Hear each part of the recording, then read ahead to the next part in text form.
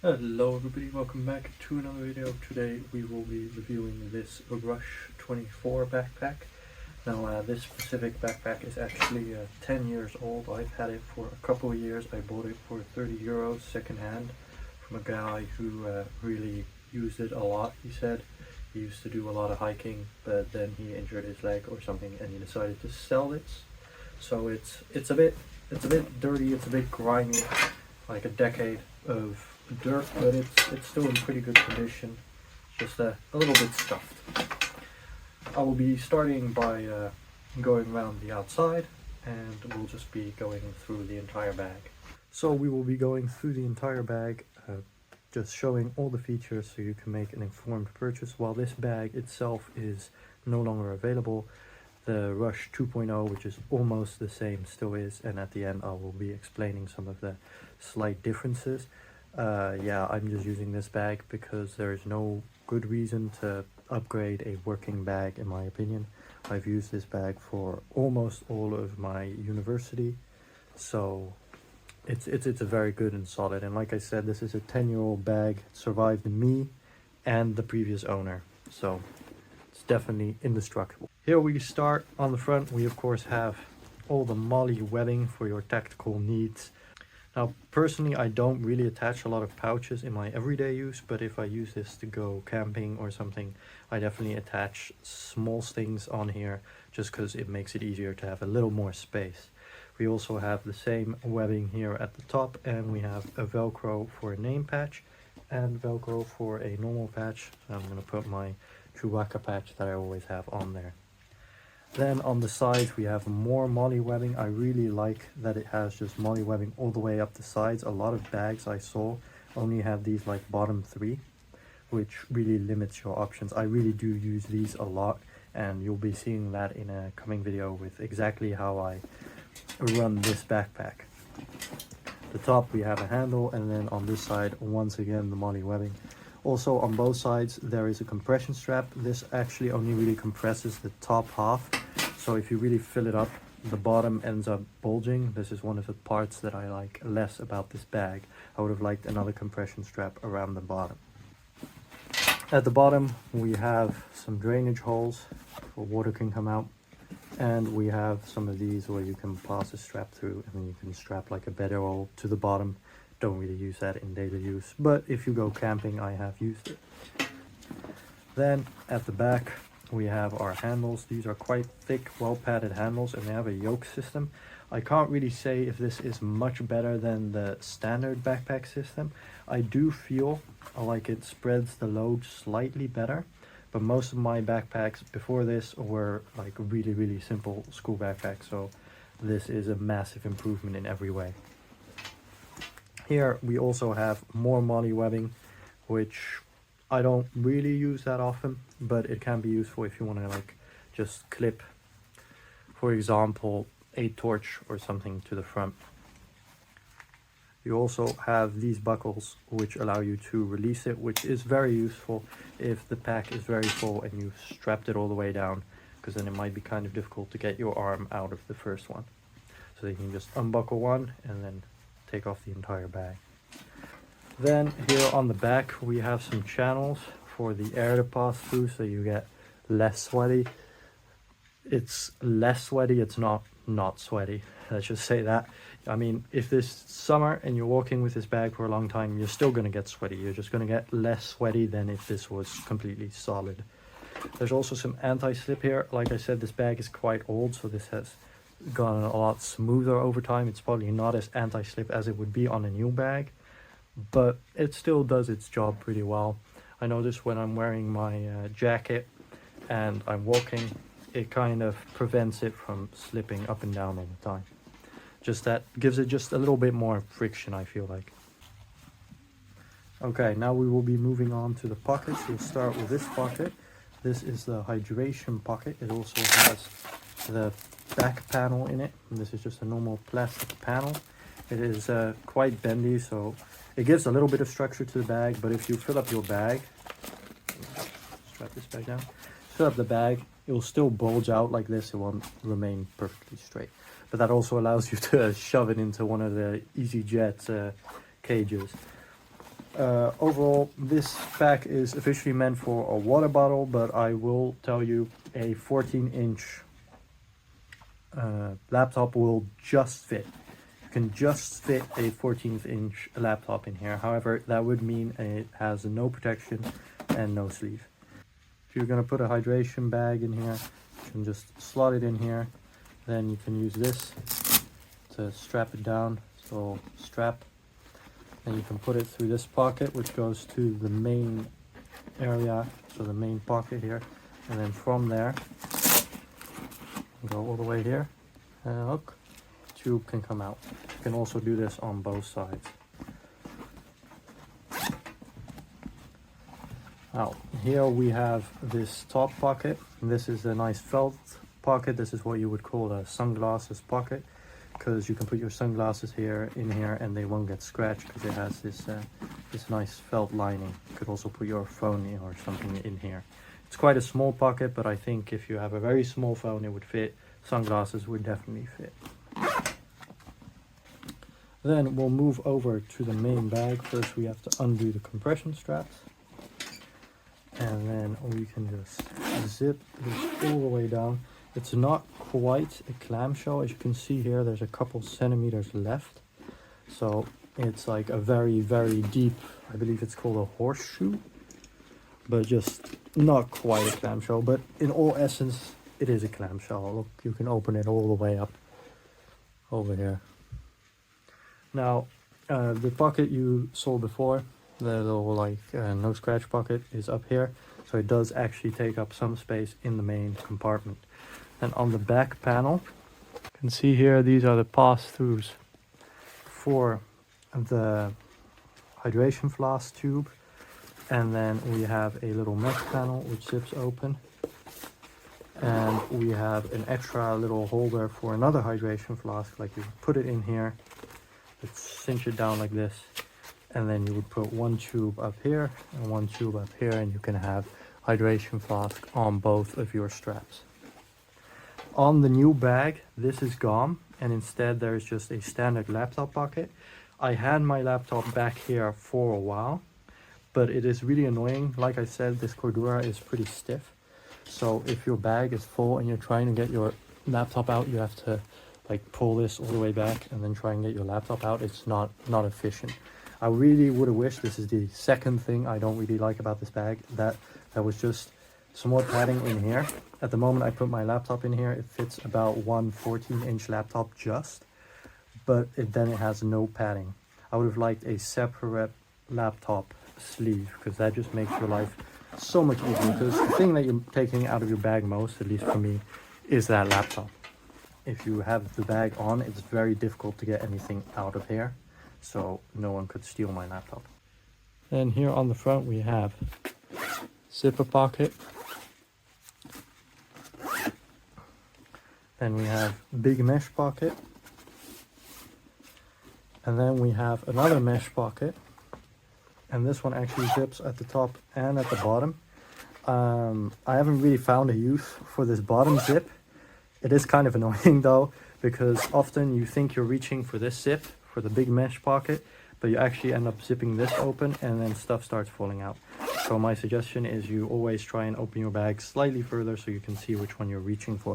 Of course, it doesn't help that this is a black bag, so you're just looking in here and it's like, oh yeah, a dark hole of nothingness. Good luck trying to find your zip in there. And yeah, the top, you can just zip that as well. All of these zips are YKK and they are quite reliable. They all still zip. I mean, this bag is a decade old. It's been well used by me and the previous owner. So used and abused, as we say. And it's still doing just really well. So this is definitely a good quality bag.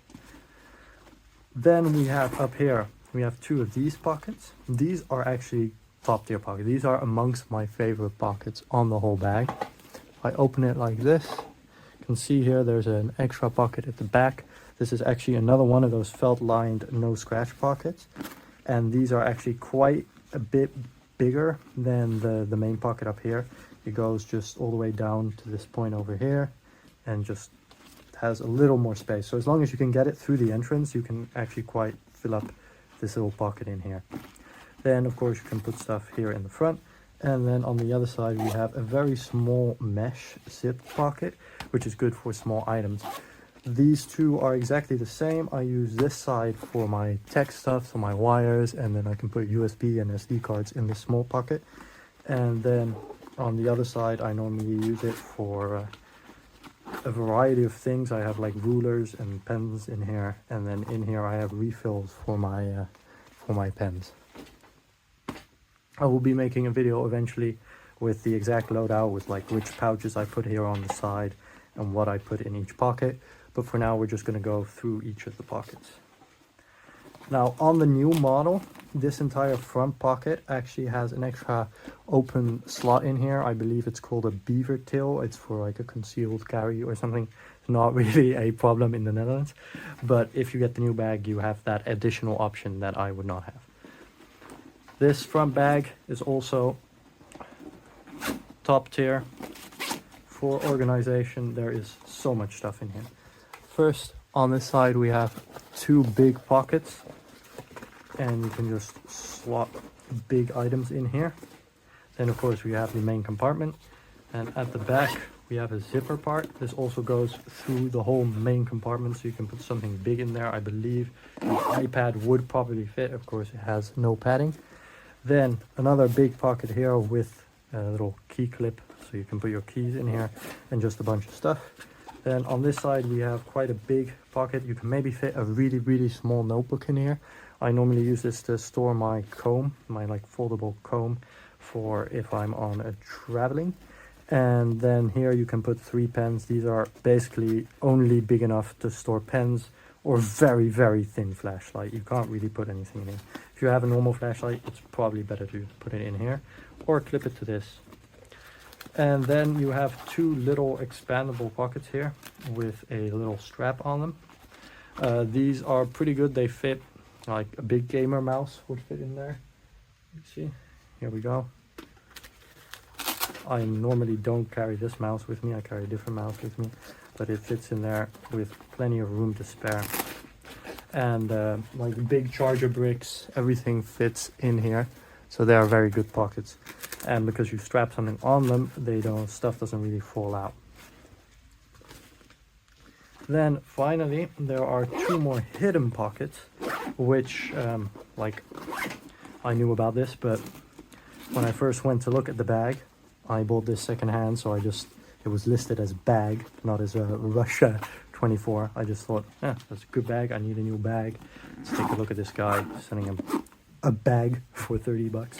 And I didn't realize these pockets were on there until I came and just kind of looked at the bag. And yes, down here at the side, there's a big zipper pocket.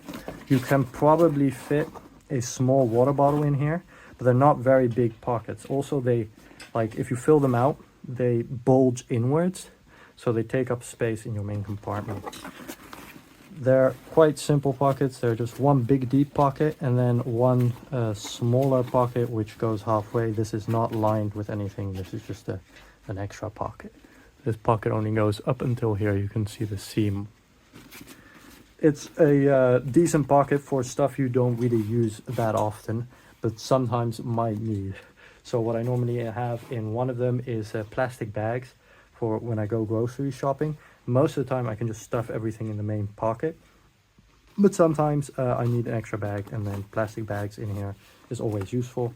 And I believe on the other side I have like zip ties. It's all coming in a video very soon. Overall, very good bag. Like I said, this one is a decade old. It's nearly indestructible. It is super solid. You can really fit way more in here than you would think you can. And also because you can cinch it down with these, it can be quite compact. And now I will show you about how compact it can be and also how full it can be by filling it up with stuff. Well, this is a bag fully filled up. As you can see, it has a lot more volume now. This would be if you're going on a big hike, or maybe if you're using this as your travel bag. See that especially even the front compartment has quite a lot of volume. I filled it up with pillows now so you can compress it kind of. But the front compartment has quite a lot of volume, and this is not compressible in any way with the compression straps. So you have to keep in mind that the entire bottom will be wider because you can only compress the top. However, the Rush 72, the slightly bigger backpack, does have bottom compression straps.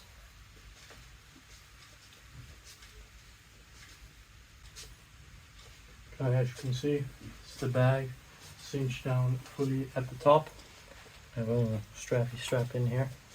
But as you can see, this bottom part still fills up quite a lot. They should have had extra straps, and then the bag would have probably been more like this, which in my opinion is more useful, because now only the top is really strapped down. And yes, it's still quite a bulky bag. You might want to consider getting a Rush 12 instead. That is just slightly more compact, but it also means you lose about 16 liters in the main compartment, which is quite useful if you want to just travel. This is like my bag for everything. So sometimes I want more space. If I want to go somewhere, this is the bag I use. But also every day, this is the bag I use. So you have to balance that off. If you have two bags, I would suggest getting a Rush 12 for every day, and then this for travel, or a Rush 72, which is even bigger. Overall, I think this is a really good bag if you just have one bag. It's the right mix between a big bag that you can fill up with a lot of stuff if you go traveling, and a kind of reasonably sized bag that you can use for every day. It has a lot of organization. And the only two things, like I said, I would have liked if this was an actual laptop, but even in the update they put the laptop sleeve on the inside, which kind of sucks ass. So if you have anything in that bag, that laptop is not coming out, and that would have been better. So a separate laptop pocket. I know that the 511 AMP has that, so if that's something you really want, take a look there. And a compression strap.